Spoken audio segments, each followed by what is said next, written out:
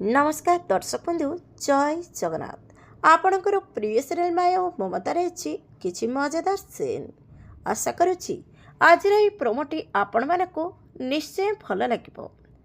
दर्शक बंधु पल्लवी तांको ड्यूटी थिला बेले पल्लवी पाखक गोटे पार्सल आसिबो जेउथरे आदर्शंकर ना लेखा होइतिबो।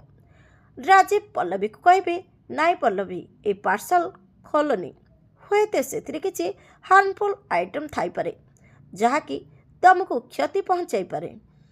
तापरे पल्लवी कहबे डरवा दरकार नहीं सार एथिरे आदर्शंकर ना लेखा होइछि।